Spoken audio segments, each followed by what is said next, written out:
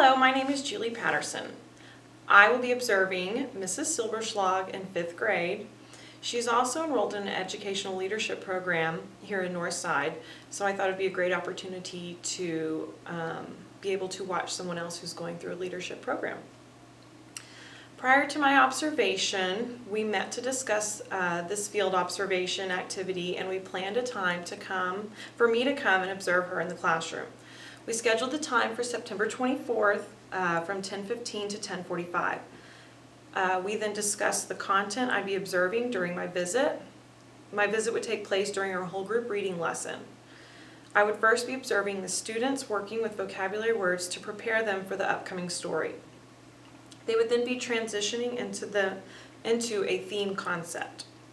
She stated that after the introduction to the lesson, she'd be pulling guided reading groups to go more in depth with the skill throughout the lesson. She would then be pulling guided reading groups based on formal assessments and informal assessments, questioning and observation to create her groups. She'll be reading the book, The Three Little Gators, to get students actively engaged. She will then facilitate a group discussion leading to what lesson or theme the students can learn from the book. Peter came to a river.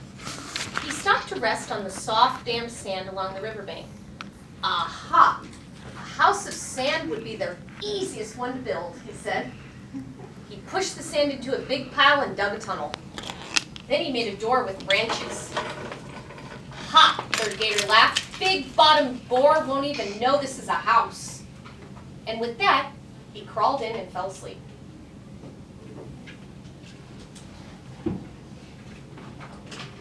After a while, Third Gator was awakened by a loud noise. Snuff, snuff, snort, snort. Little Gator, let me in. I smell tender gator skin.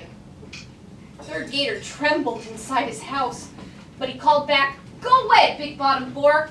I'll never open my door."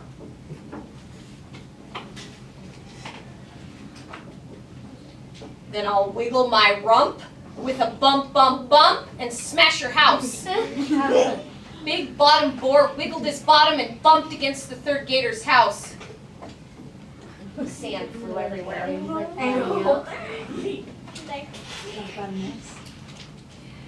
Third Gator ran faster than a fox after a muskrat.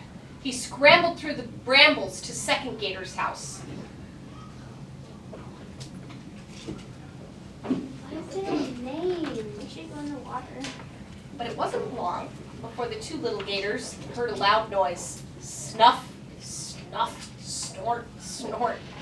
Little gators, let me in. I smell 2 tender gator skins. Chasing you has made me thinner. I need 2 little gators for my dinner. The 2 little gators shivered at the sound of Big-Bottomed Boar's raspy voice, but they answered, "Go away, Big-Bottomed Boar. We'll never open the door."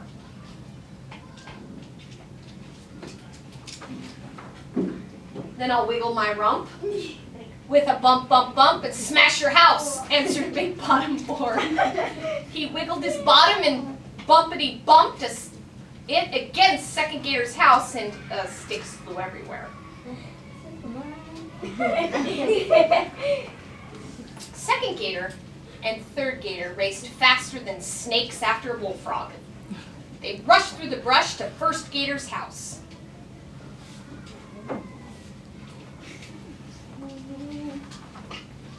But it wasn't long before the 3 little gators heard a loud noise. Snuff, snuff, snort, snort. Little gators, let me in. I smell 3 tender gator skins. Chasing you has made me thinner. I need 3 gators for my dinner. The 3 little gators shook all the sound of Big-Bottom-Mouth Boar's terrible voice, but they called back, "We'll never open the door. Go away, Big-Bottomed Boar."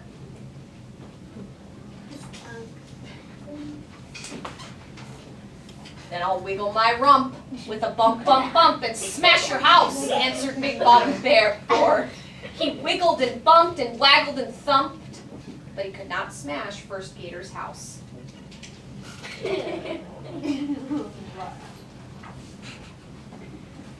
I'll get you yet, Big Bottom Boar snorted. He climbed on the roof and squeezed into the chimney. He grunted and wheezed and snorted and sneezed as he inched his way down. But the three little gators were ready for him. Bad choice, they called. The eyes pop out and then When Big Bottom Boar finally dropped out of the chimney, he landed right on the hot grate of First Gator's barbecue grill. Grill stripes burned his Big Bottom, and Big Bottom Boar raced out of the house faster than a thunderbolt. Look at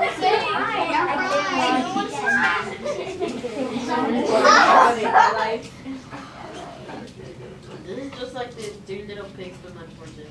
It's different, right? It's a variation, right? Then Second Gator and Third Gator went outside and began piling up rocks. Good choice, said First Gator, and he helped them build strong houses. And Big Bottom Boar never bumped his big striped rump their way again.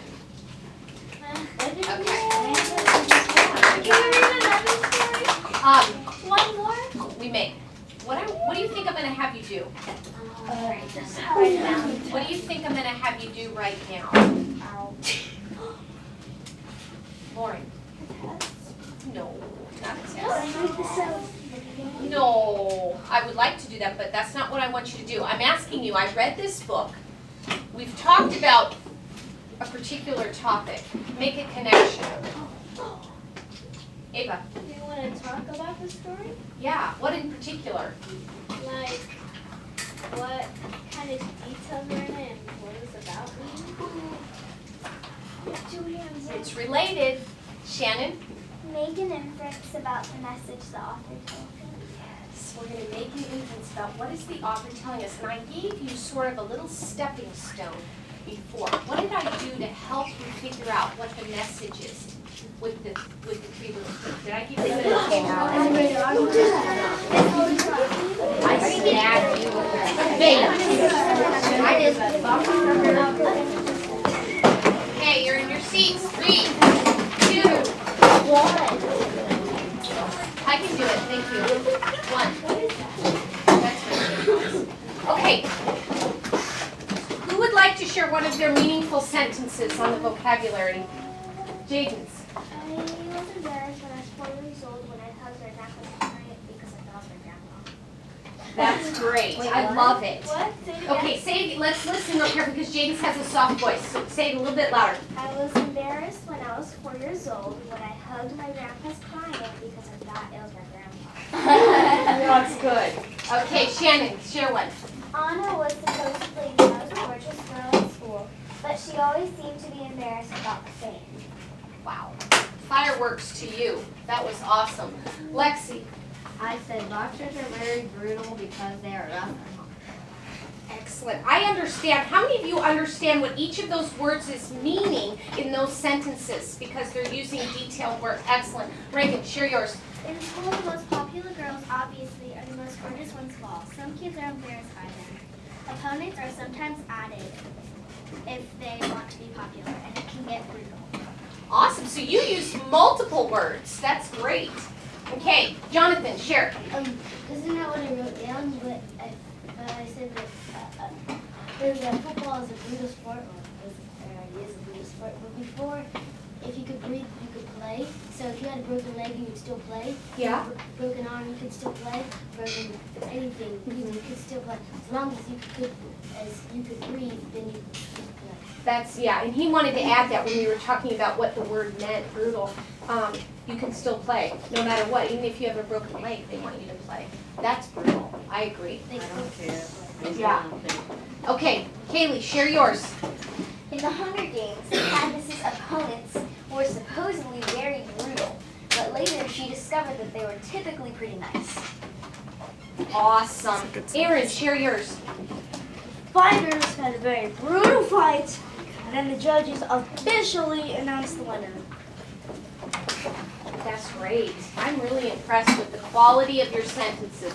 Sage, you did 3. Share one so that I can get to Caitlin. Pick your favorite. Okay, people thought my dog was so gorgeous they were stopping to tell us. Seriously. That's great, yeah. Okay, Caitlin, My opponent was embarrassed when I beat her at checkers. and you beat her at checkers, very good. My opponent was embarrassed when I beat her at checkers. So Caitlin used 2 vocabulary words. Which are the 2 vocabulary words she used? Checking your listening skills. Taylor, opponent and embarrassed. Very good. Okay. All right, we're going to move to reading. You need your journals out either way, okay? I want you to think about this cupcake, okay? This means something. Our skill that we're working on with Alicia's diary is theme, okay? Who can tell me the genre? James. Realistic fiction, yeah. So I want to introduce the skill, which is theme. So I want you to talk to your elbow partner what you think theme means. What do you think theme means? The setting of the story. What it's about. Yes. Like what it's about. Is it plot?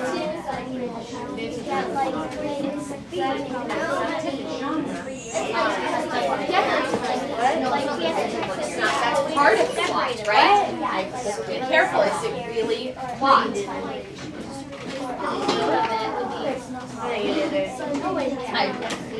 I don't even have to watch this.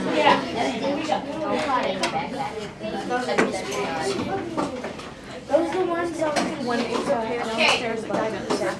All right, eyes on me. Does theme have anything to do with story structure? Characters, settings, events? It does, they all relate to it, but theme is very hard to wrap our brains around. And I wanted to see what you know coming to me about what theme is. Jonathan, what do you think? I think, like, what I think of it is, like, what they're trying to teach you. Is that what you were going to say? What they're trying to teach to you. Kaylee. The moral.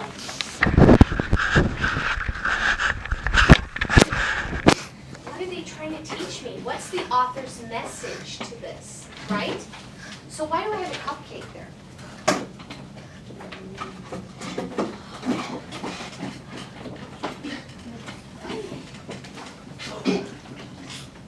It's a delicious cupcake from Cupcake Couture, You're making me hungry. and it's really good inside. Did you bring us some? Are you just doing one? Oh, I'm not saying. I'm calling on people that are quiet. Shannon. Maybe like each part of the cupcake represents something, or like the outside is kind of like the whole story, and then the lesson inside. You got it, Shannon. Very, very good. That's exactly why I have it up there. So we're going to make an anchor chart right now, okay? So you can bring out your colors, your colored pencils, because we learn best when we use color. So bring out your colored pencils, and you're going to make an anchor chart with me in your reading journal, okay? And then we're going to read a really cool book, okay, that you're going to, not Alicia's diary yet. We're not going to read our story yet, but we're going to get there. Okay, here we go.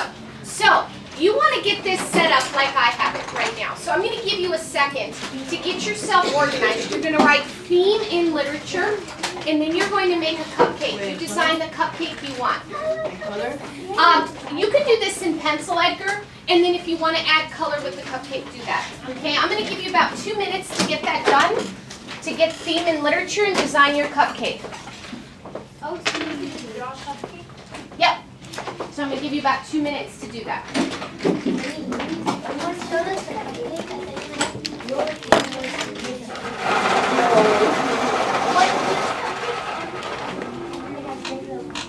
Well, make it where it's a small part of your page. It's just going to be like a symbol. And it's hard for me to talk when you're sharpening your pencil.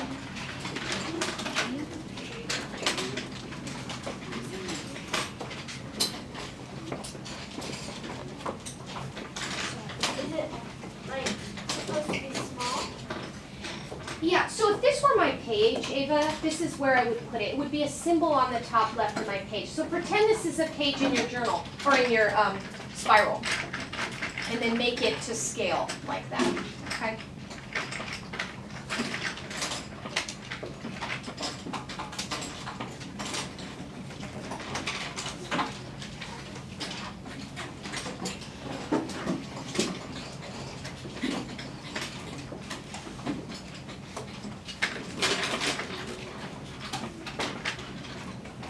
It's awesome, I like how you added that.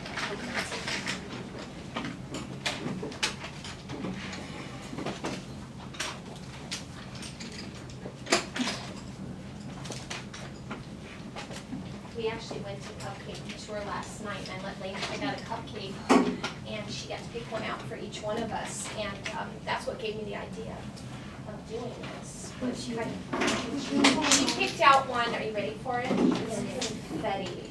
Oh, I like confetti cup. It has confetti on it. It's pretty cool. Like real confetti? Well, candy confetti. So she picked that out. It was the vanilla confetti one, and then there was a chocolate confetti. So okay, you have about 20 seconds to finish up your drawing.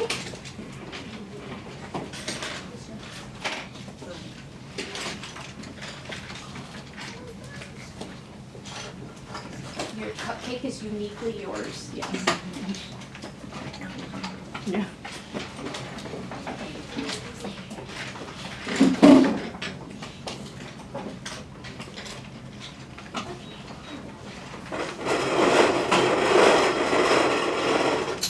Okay. So you're building your anchor chart right along with me. So what I'm going to write next, okay, is the cream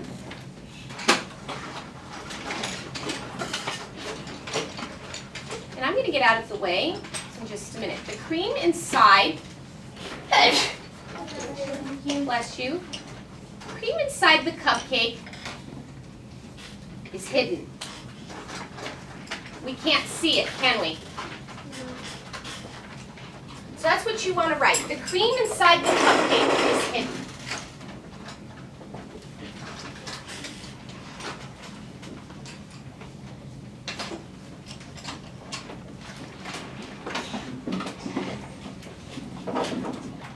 How do I make a connection to theme with that?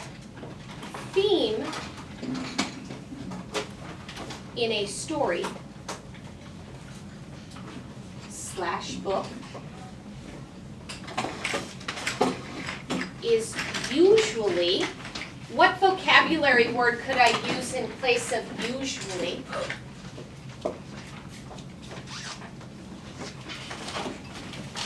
The theme in a story or book is usually, Erin?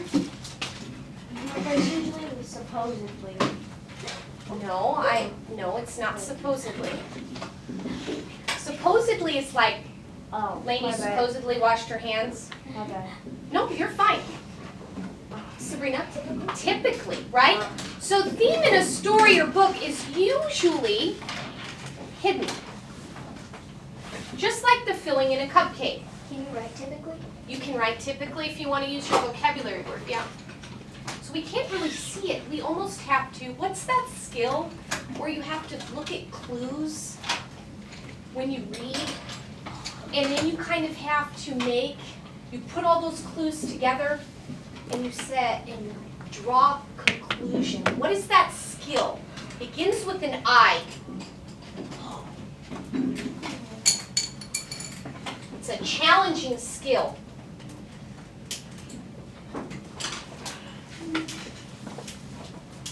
When you put clues together and you draw a conclusion, you're doing this. I want you to tell your partner next to you what that is.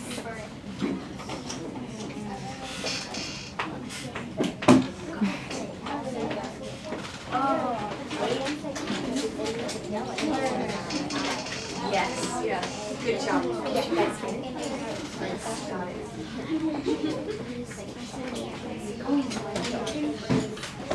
Okay, so what is that when you take clues from what you read and you put them together? You use the clues that you read and you use what's in your brain, your background knowledge, your schema, and you draw a conclusion. What is that skill called? Edgar, Inference. inference. You're making an inference. So with theme, we make an inference about what is that message the author is trying to tell us, right? So we are going to make an inference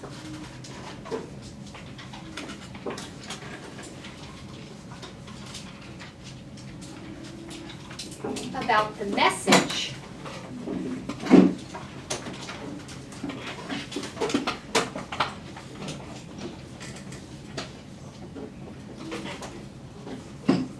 it's hidden. Inferences are hidden. They're not directly in the story. You have to use your skills to get there.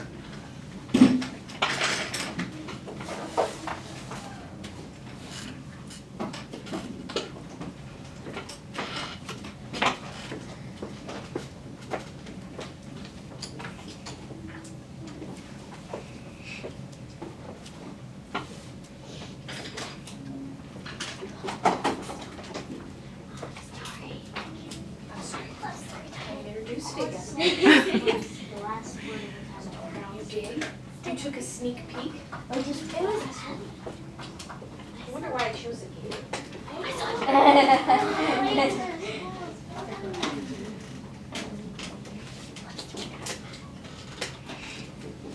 So what we're going to do right now is we're going to do an example of a theme. And the book, the example is called The Three Little Gators. So, what do you think that may be about? What do you think?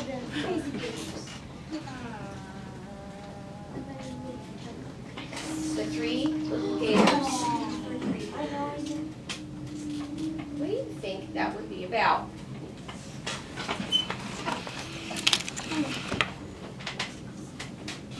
Lauren, what do you think the Three Little Gators would be about? What does it remind you of? Looks like there's four. There's like they're all agree. When you think about it looks like they're poor. It looks like they're hobos, doesn't it? They're on the street. But when you think of the Three Little Gators, what immediately comes to mind? What? Yeah. It triggered your background knowledge of the Three Little Pigs, and I want you to think about what is the Three Little Pigs really about? You know that story from your childhood, right? I want you to think about, not about the sequence of events, not about characters, not about setting, but putting that all together and saying, what did the author try to teach us in the Three Little Pigs? What was the message? What was the feeling inside the cupcake on the Three Little Pigs? I'm going to give you 30 seconds to think about that.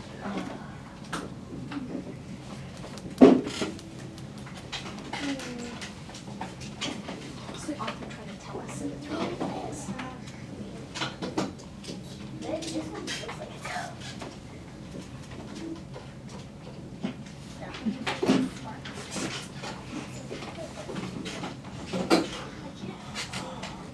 Oh, I'm not. Okay. So what do you think the author, when we read the Three Little Pigs when we were little, what do you think the author was trying to teach us or tell us about? Shannon. Like stick together, stick with family. Okay, good. They'll always be there for you. Good job, Shannon. Out of the box. Very good. Out of the box thinking. You're right.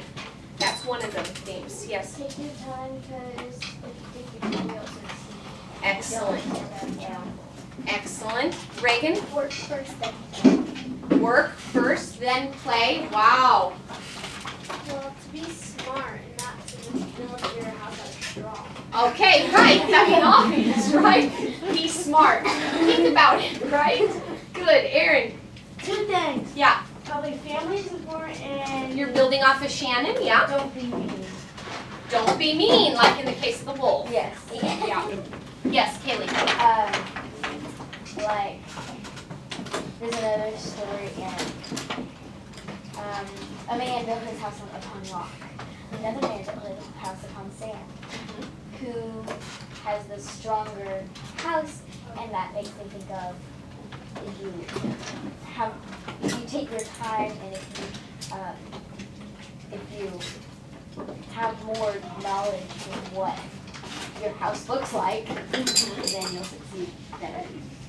Now, I don't mind if you want to come closer up here so that you can see, but if you're in a position where you can't,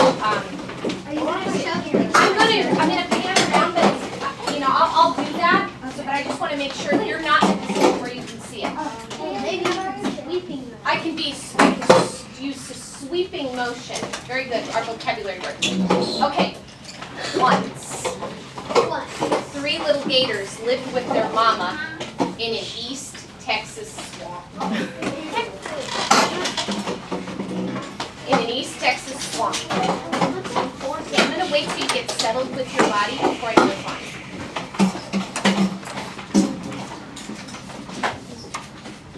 One day, Mama said, "It's time you youngins set out on your own.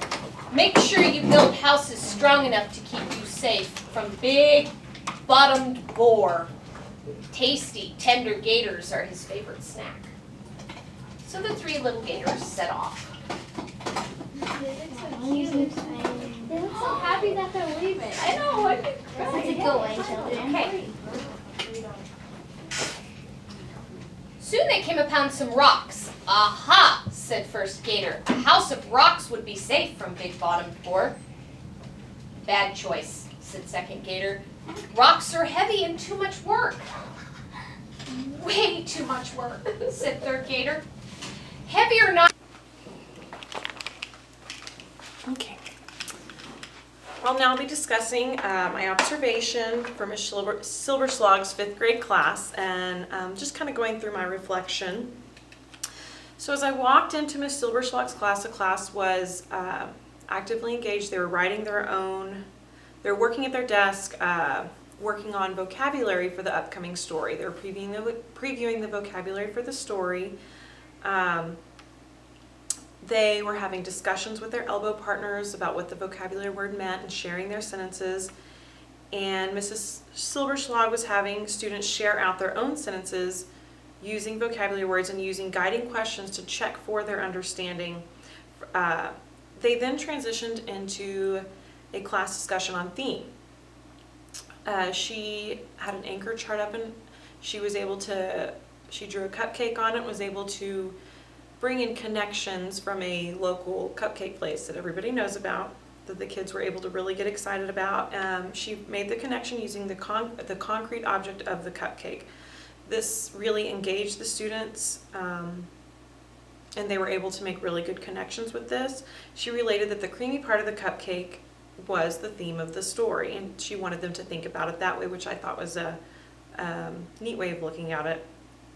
The students were creating their own anchor charts in their spirals so that they had to be actively engaged and knowing what was going on in the discussion so that they could, be taking notes on what Ms. Silverschlag was discussing with them. She was modeling this anchor chart in the front of the room, and then she brought in more background knowledge discussing the nursery rhyme, The 3 Little Pigs. She was able to bring out the theme throughout just quality questions and guiding questions, and have the students come up with different themes from the story or the nursery rhyme. Many students were participating in this discussion and coming up with different themes, and Mrs. Silverschlag invited the class, then Mrs. Silverschlag invited the kids up to the front of the class so that they could be closer to her as she read aloud the story. While she was reading, she had great voice, great energy, great hand movements. She stopped to check for understanding of the book, to have class discussions, and just to kind of make sure they were engaged in the story. Although I didn't observe differentiation during this time, I knew that she was setting up her class to go into the differentiated instruction because this was an introduction lesson. So I didn't observe it in this lesson, but because of my prior meeting with her, I knew it was something that would be coming. And I've seen evidence of it in her classroom. Let's see. So she will be pulling her groups for guided reading based on those informal assessments and based on quality questions and based on their reading levels. I do believe that Mrs. Silberschlag did a great job keeping the students engaged and having discussions that created student interest. I thought it was great that she was able to bring in the student interest and made really great connections with them that they got excited about and wanted to talk about, and it really got their brains going. I thought that was great. Every student seemed to be involved and engaged as I looked around the room. One thing that I might change about the lesson that I would have liked to see is the way she was calling on the students. She was, going off hands raised, and I did notice there were some students called more than others. I would have liked to see maybe some stick pulling or some random drawing to just really check for understanding of some of those kids that tend to, need a little bit of extra checks, I guess. And this would also ensure participation from everyone and ensure that everyone was focused and paying attention to the lesson. I was really surprised to see how effective a whole group lesson could be. In the past, I'm a small group teacher, so in the past, I always try to steer away from whole group lessons as much as I can, but after watching this lesson and seeing how engaged every student was, I see the positives of it, but I think it truly has to be utilized effectively for every student to be actively engaged. And I think because she was making connections, bringing in background knowledge, she was excited about the lesson, and just having that really good quality question, I think this really actively engaged her students. So after watching Mrs. Silberschlag's lesson, I feel like it changes my thinking of if I were to go in and do an observation of a teacher and they were doing a whole group lesson, I don't think that my thoughts would go straight to a negative thing. I would definitely pay more attention to the questioning and the connections and overall how the teacher's running the whole group. But it definitely changed my perspective on a whole group lesson and how beneficial it can be and how it can really bring the kids in and get them actively engaged in a lesson. I thought that she did a great job. Not many changes. I wouldn't make many changes to her lesson. So, and I appreciate her for letting me watch. Thanks.